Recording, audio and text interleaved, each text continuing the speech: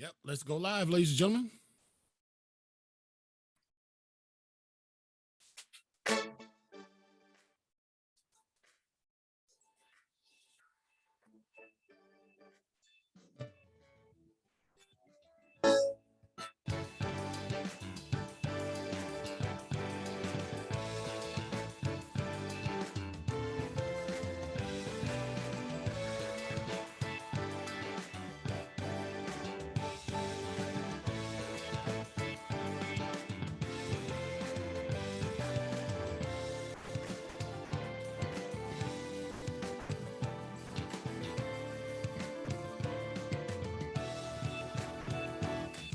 Hey, what's up, ladies and gentlemen? It's your friend CL King, just getting everything together for another time of motivation and impact right here from the glorious and majestic Ruth E. Plowden Legacy Chair. It is Monday night, and often on Monday nights we do a couple of different things. One thing we do is we sometimes have an open mic Monday, and that can be interesting, where we allow other people to come on and be with us. Hey, this is not episode 200 yet, Bettina, but we can celebrate anyway, sister. we dragging it out. VP, love you, man. This is Impacting Life 24/7. For those of you that tune in live, this is an experience, ladies and gentlemen. For those of you that listen to the podcast, we want you to have the same edge of your seat experience, just like our live audience. And so that's why we do it with such a high level of vitality and tenacity and veracity. Veins popping out our neck because we want to make an impact on somebody. If I got two hands from Christina Lee, you know this got to be live, y'all. Christina Lee is my favorite youngest daughter.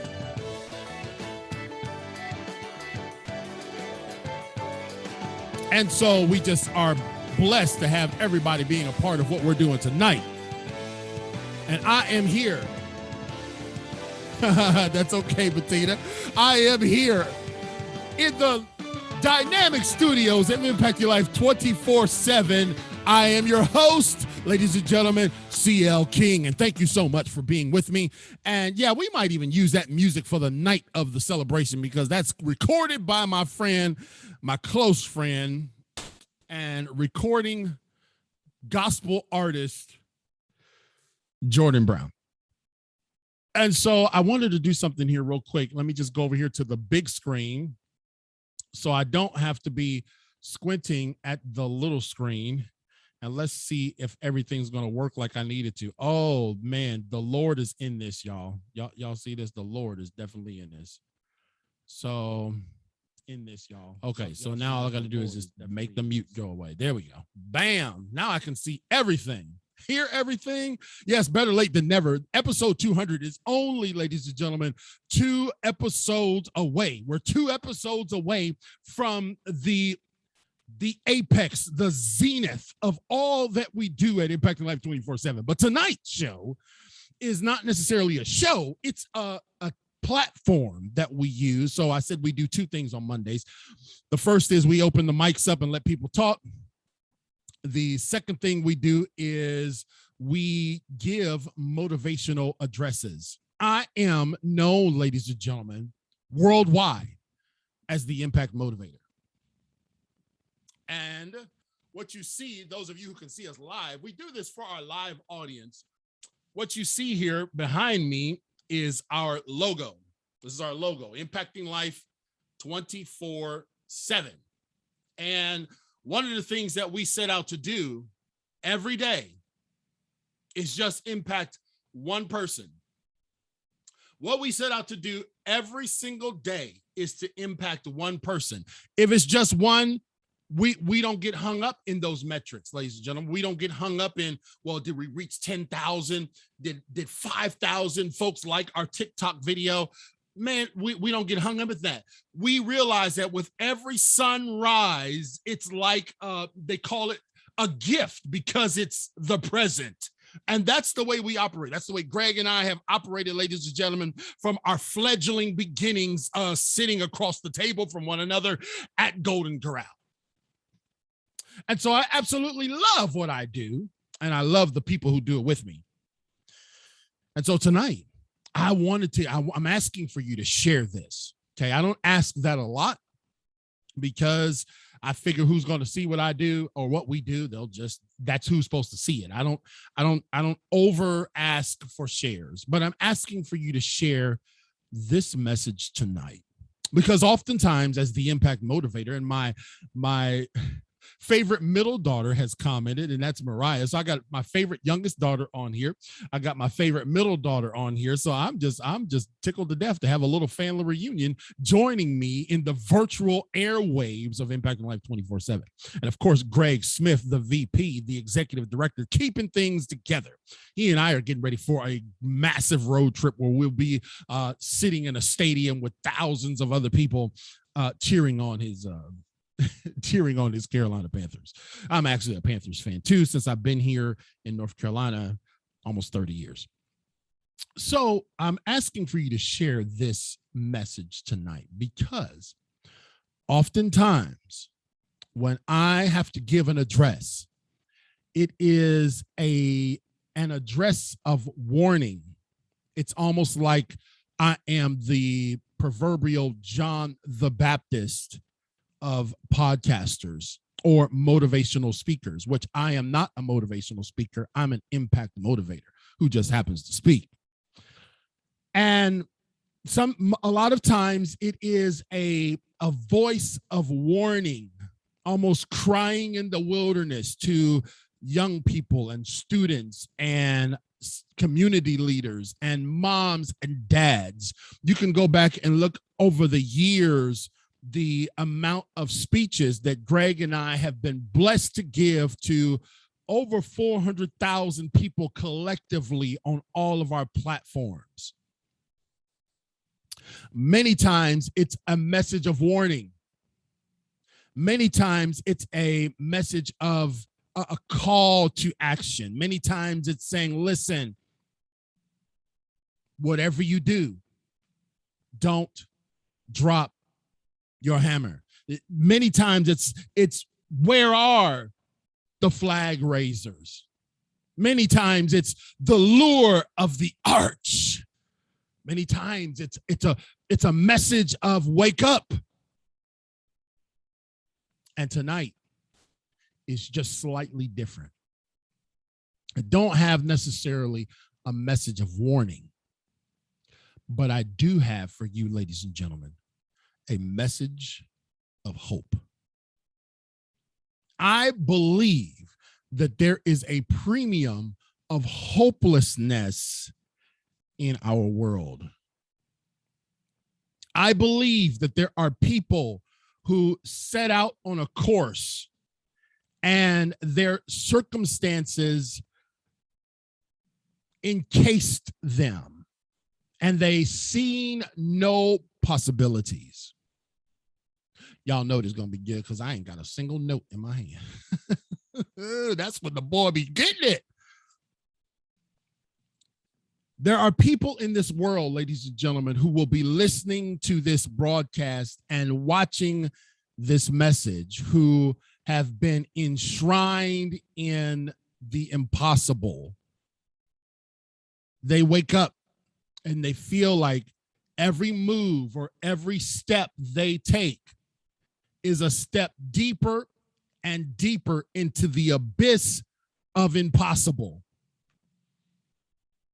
You know anybody like that? Have you ever been like that? You ever felt like every step you took forward, you went deeper into the cavernous labyrinth tunnel of impossible? Do you feel that? Do you know someone like that? Perhaps you are that one listening to the Impact Motivator tonight, CL King. Maybe your hope has been extinguished by the stalactites and the stalagmites in this place that you find yourself deeper and deeper, and you don't know how you got there. Or perhaps you know how you got there, but you don't know how to get out. I have had people join me in these worldwide virtual studios who said, man, I just tried crack cocaine one time and fell in love with it. I have had people join me on this glorious platform that the Lord has been so gracious to bless us with and said, man, I didn't realize that this one action I took, stealing a 1990 Buick LeSabre, would have me thrown behind bars and my life thrust into the penal system. Some people, they travel down a road, ladies and gentlemen, and they don't know how to get out of it. There will be people that you will share this with. There will be people that will listen to this who are like that. Many times, ladies and gentlemen, C.L. King has a message of warning, has a message of alarm, has a message to try to shake you by the nape of your neck and say, wake up. But I want to speak to those people who are awake. I want to speak to those young people who have traveled down the cave of impossibility. You look around at your circumstances and you don't know how to get out of it. Greg, my best friend and vice president of our company and executive producer of this show, has people that he encounters in the other areas of his work and ministry that get themselves into situations that ultimately cost them everything. They may very well know the opening. They may understand the opening of how they got in. They may remember the door that they walked through. But after the journey and after the decisions and after the elements begin to manifest in their natural environment, you'll find that a person will turn around and look and realize that they've gone too far. That they've gone too far. And they don't know how to get out of it. I am amazed by life, ladies and gentlemen. As a professional speaker, I make it my business to look at life. I have to look at life because I don't want to be speaking to people about pie in the sky fairy tale stuff. It is my passion to speak to people about where they're living. There were a cadre of kids that rode their bikes to explore some local caves.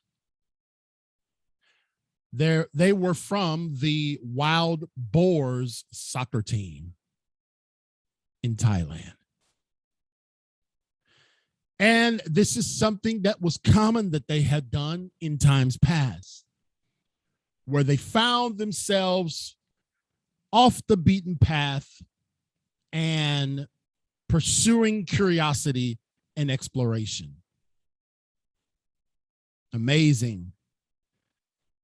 These 12 kids on this soccer team and their coach were going down to look in this cave in northern Thailand,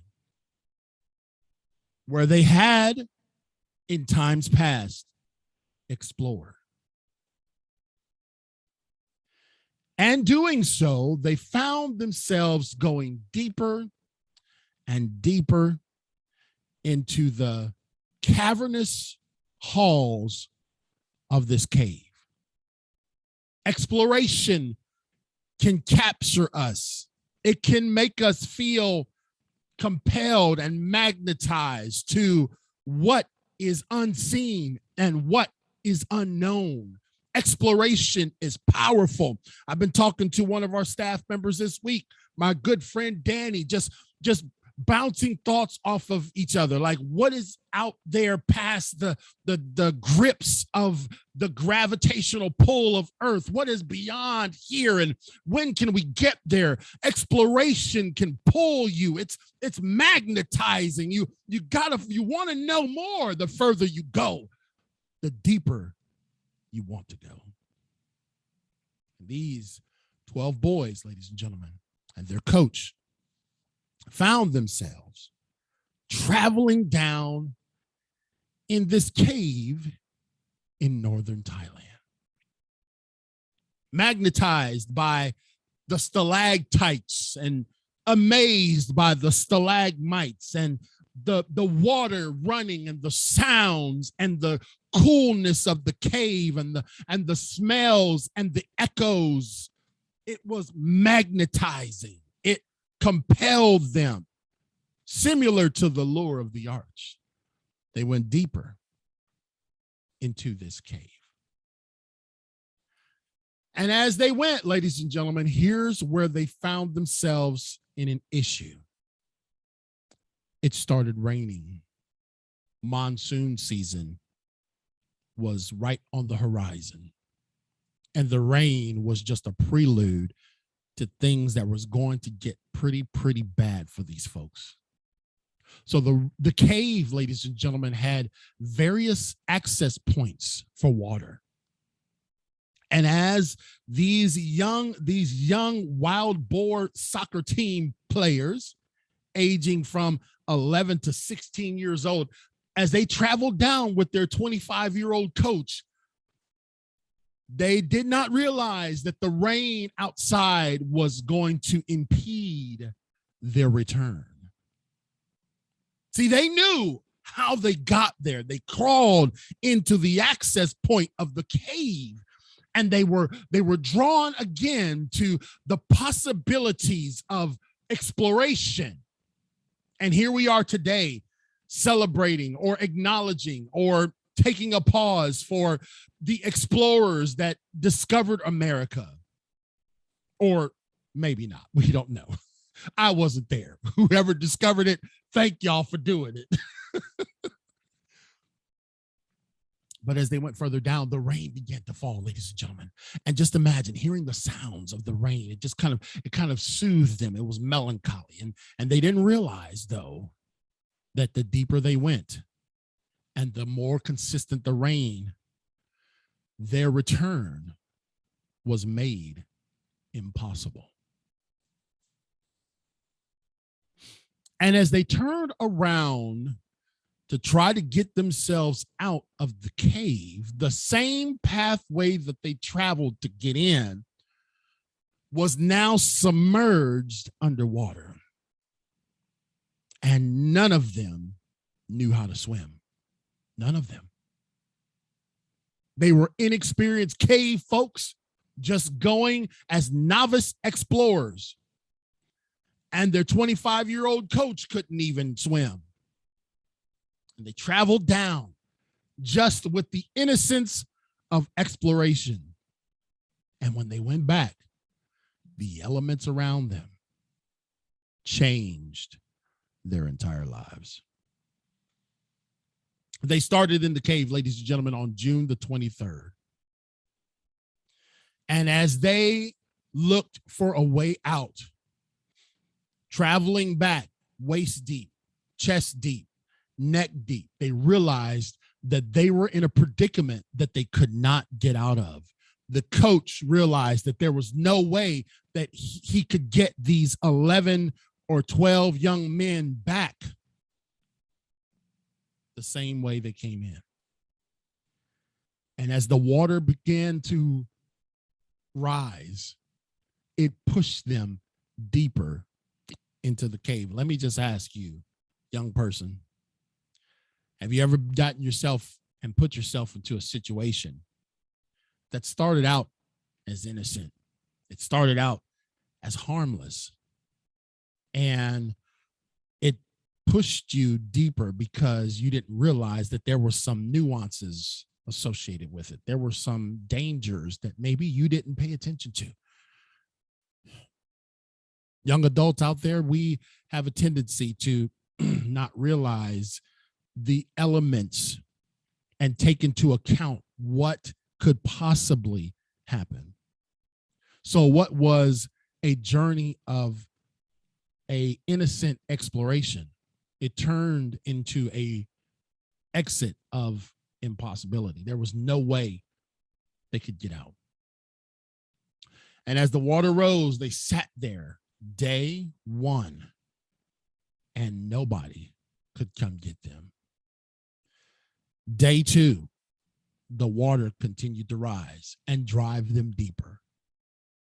Day three, now you start thinking, whoa, what has happened? This was just, their bikes are sitting outside the mouth of the cave.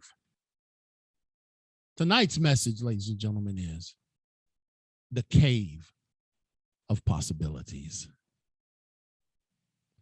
Their bikes are sitting outside the mouth of the cave.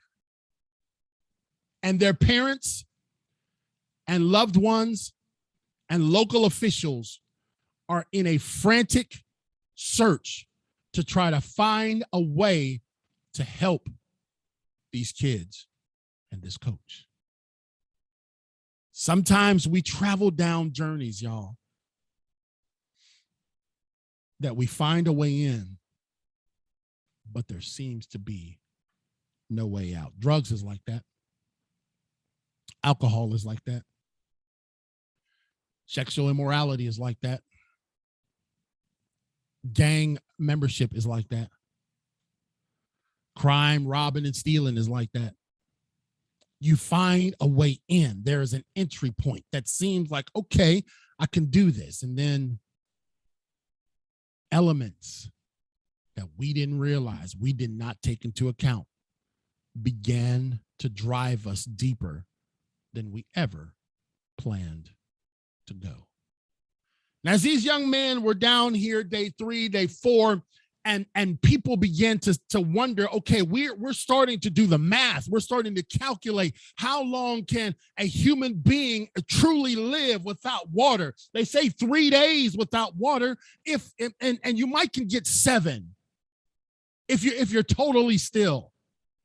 You got to think these young men did not go down in the cave with a bunch of equipment. They didn't go down with a bunch of water bottles and rations and foods and all these other things to make sure that they were taken care of, health provisions. They went down there for a simple tour, an explorative tour, just to see what was in the cave. And their journey to get out, to extract themselves out, became impossible. 11 or 12 young men and a coach trapped in the cave. This group was trapped for nearly 3 weeks, y'all. It wasn't 1 day, it wasn't 3 days, it wasn't 7 days. They were trapped for nearly 3 weeks. Ranging in age from 11 to 16 years old. And here's what I tapped into after studying this for the past couple months, is that they realized that they were their only hope of survival.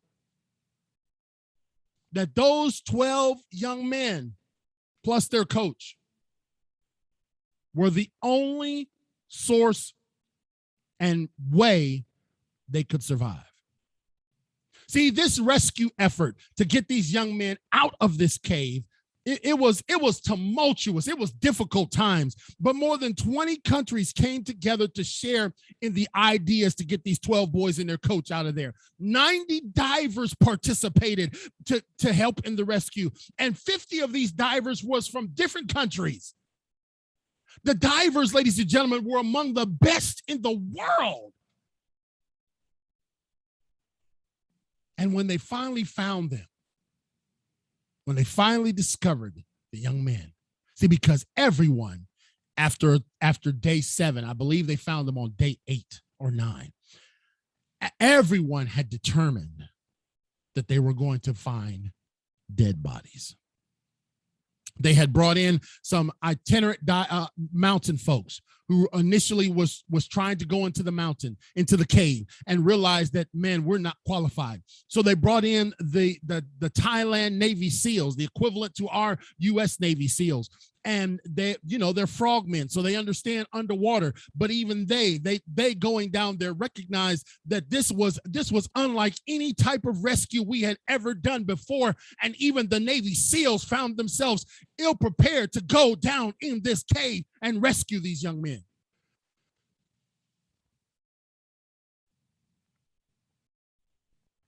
It brought 90 divers from all around the world to this place.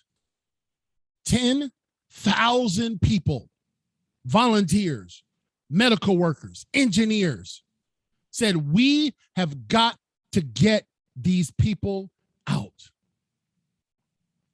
And when they made contact with them after the first week, that was a time of celebration. When the words got transferred back up to the top, to the opening of the cave, where they had now made a headquarters, where there was a garrison of thousands of people planning and strategizing how to get these 12 boys and their coach out, the news got back that, hey, we found them. And guess what? Every last one of them is alive. They said, man, that's amazing. Man, that's awesome. But guess what? It also has been raining for 8 days. It also is right on the heels of monsoon season. How are we going to get them out? Because we had to dive to get to them.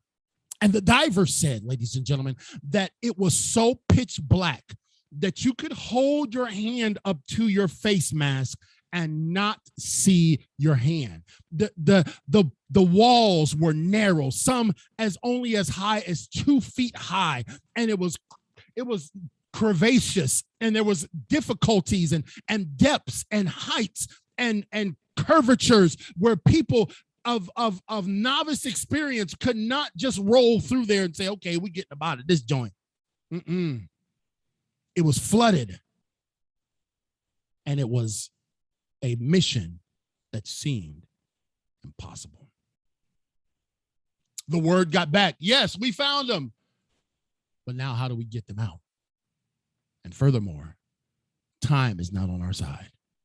So they began to come up, and like I said, 10,000 people from all across the country and around the world coming to this place in Thailand, coming to this cave of possibilities, that they were there strategizing. Okay, so let's see what's happening. Let's take a look at what's going on. We've got these young men deep into this cave. We've got rain coming in from multiple points. Let's set up some pumps to start pumping out the water. And so they pumped out, they began to pump out the water to the tune of 48 Olympic-sized swimming pools a day to pump out the water just to keep it on par.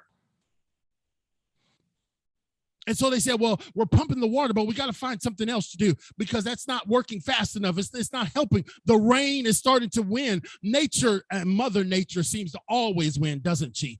They said, well, let's get a drill and let's get a tap and let's bore our way down. Maybe we can find an access point and drill down and hoist these young men out.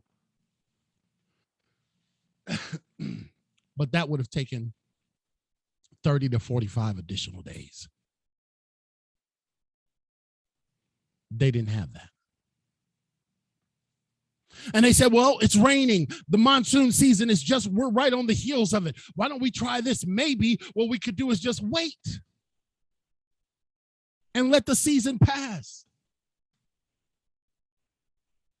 And they said, if we waited, that would be 3 to 4 months of the monsoon season. And this great celebration that we had for these kids being alive and their coach will now be squandered away because we couldn't get them out. And they looked and they were engineering. So they began to divert the water that was coming into the cave. They were pumping it out and then they diverted it. So they were trying every measure to find a way to reverse the course of what happened. This was a cave full of impossible. It wasn't possible to get them out boring a hole down. It wasn't possible for them to wait another 3 to 4 months to let monsoon season pass. It wasn't possible to get enough provisions to them that would sustain them on this inner part of the cave, the belly of the cave. It wasn't possible for them to wait. It wasn't possible for them to find another route. It wasn't possible to get the water out fast enough. It wasn't possible to divert it. It was an impossible situation, but yet, I'm telling you tonight, there was a cave of possibilities staring them in the face. Woo! And it was those 12 young men. The governor of Thailand held a news conference and said, "We've put all of our brains together and we realize that there is only one option for these young men. We're talking about pushing 3 weeks, getting these kids out of there, right? The governor says, listen, we've talked to the SEALs, we've talked to the divers. They brought in the top 3 divers, cave divers in the world to help with this extraction. And they said, really, there's only one way out. And that's the same way they came in.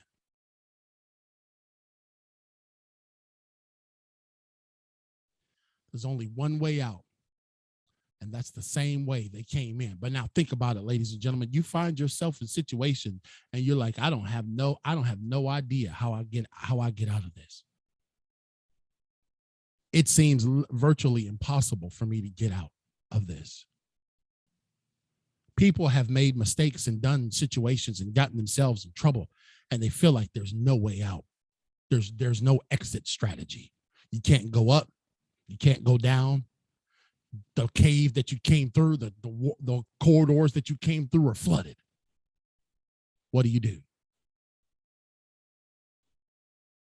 It very, very well seems impossible.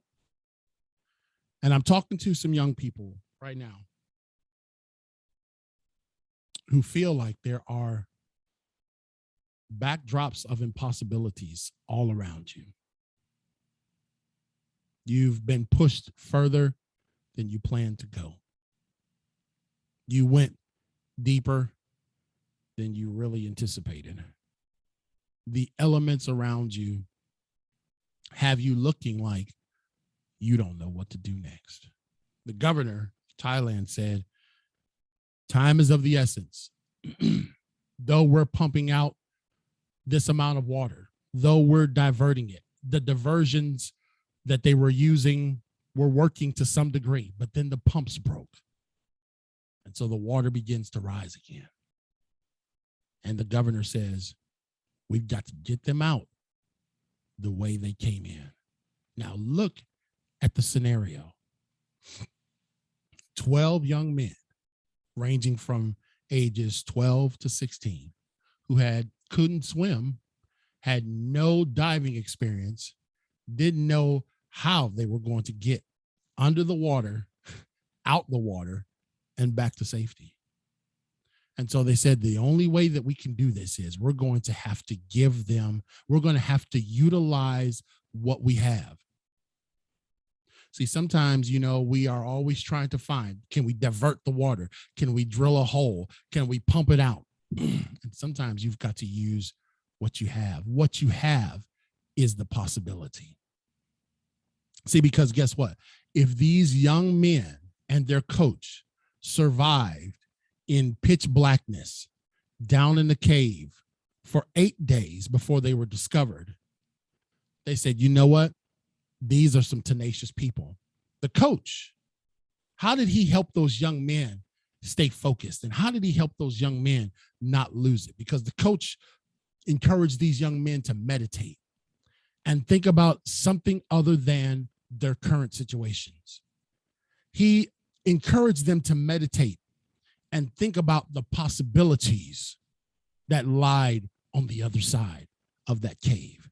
Think about the possibilities of when they get to their next soccer practice. Think about see, sometimes, ladies and gentlemen, you get your mind so wrapped up in the current situation that you forget about you're full of possibilities. I want to look in the camera and tell that young person that will listen to this or watch this that you are still full of impossibilities, even though it seems like everything around you is flooded. It seems like the pumps have broken. It seems like nobody can drill down to get you. I want you to know that every other second represents the possibilities that lies within you. When you inhale and when you exhale, that's possibilities. And did you guys realize that though this cave situation in Thailand looked impossible, this actually was a cave full of possibilities?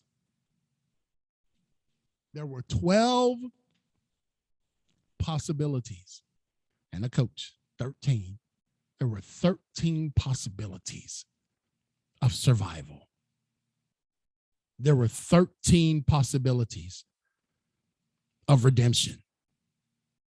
There were 13 possibilities of you can make it. Now listen, as an impact motivator, sometimes I'll say this to folks, man, no matter the adversity, you still can make it. And you looking back at the cave exit route, and it's 25 feet of water and you can't get out. And you're like, yeah, King, yeah, we hear you, man. Yeah, it's okay. That may have worked for you, but look at what I'm facing, brother. And so they got a plan together and said, we're going to sedate these children because they can't swim and they certainly don't know nothing about diving. And the 5-mile round trip extraction will cause panic. We cannot have them panic and kill their rescuer as well. We cannot have them panic because their circumstances seem bleak.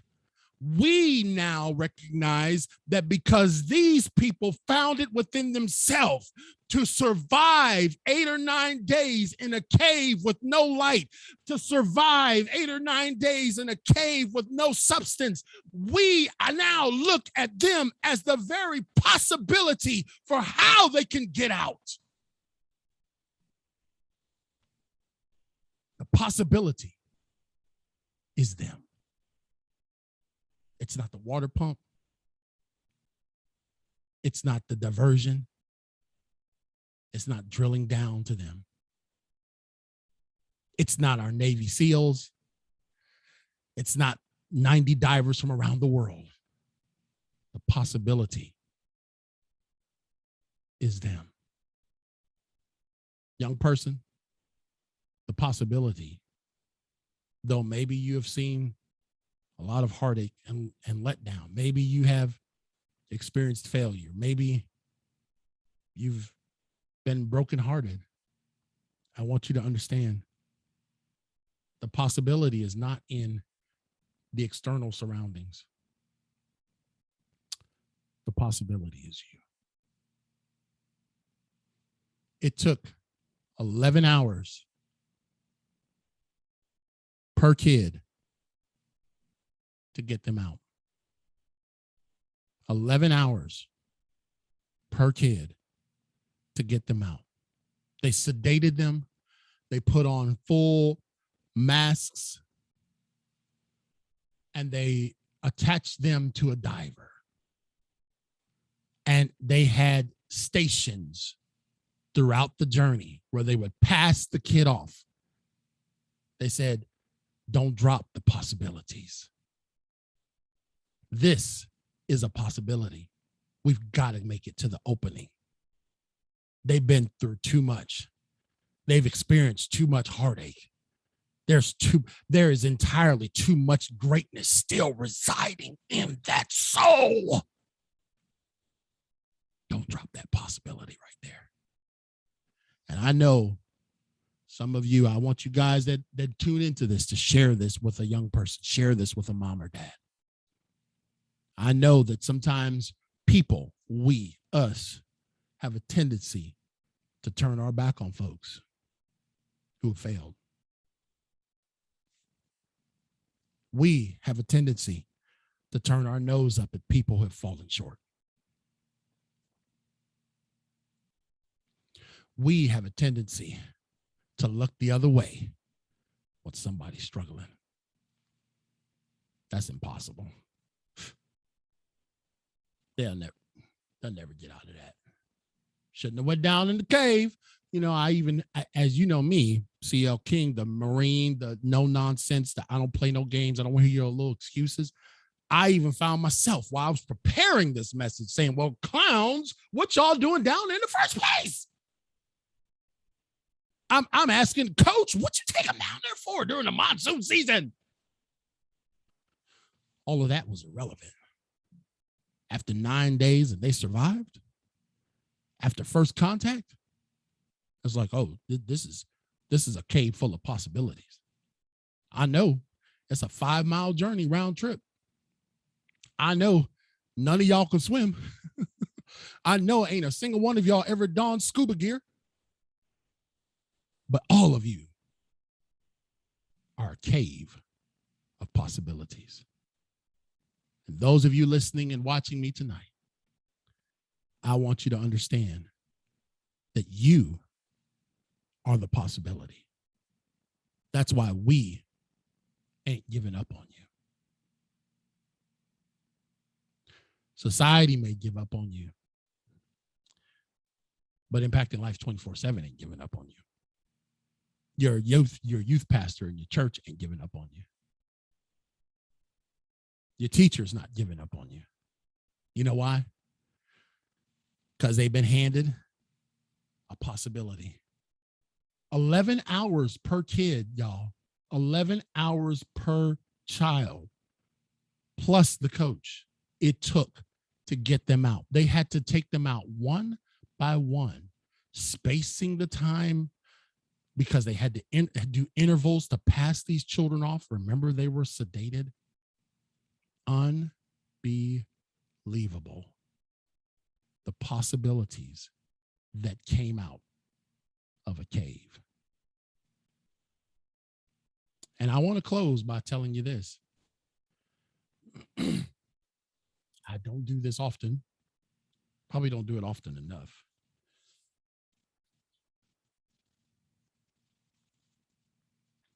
But some time ago, long before any of us was here,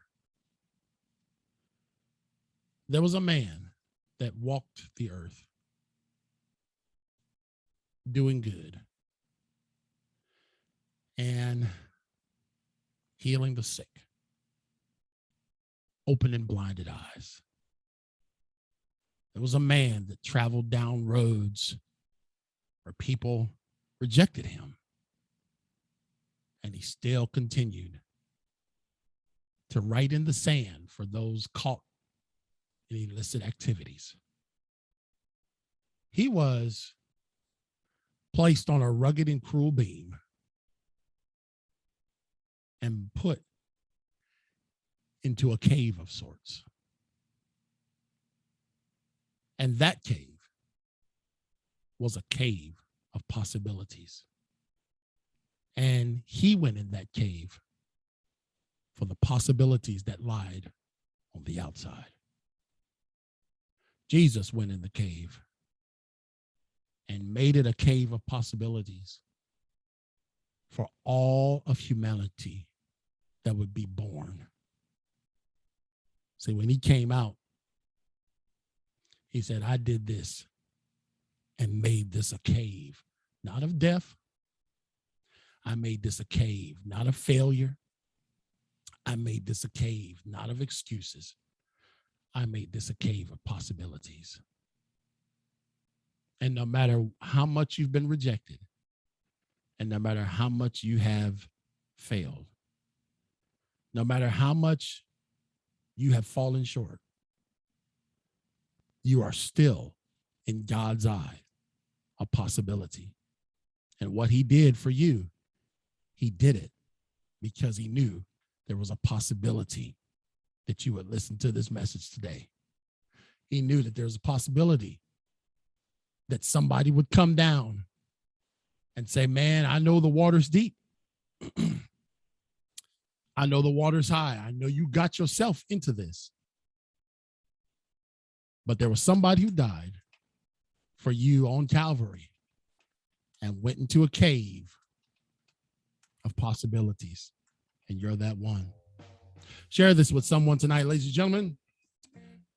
I hope this has touched someone, and I hope that it will touch someone. Again, Impacting Life 24/7 is an international podcast heard in 42 states, 28 countries, 27 platforms around the world.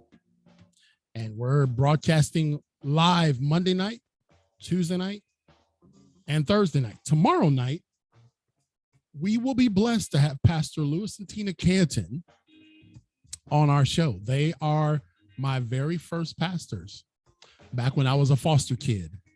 And it's going to be an amazing interview. You're going to be blessed to hear what amazing work they've done throughout Northeastern Ohio and around the world.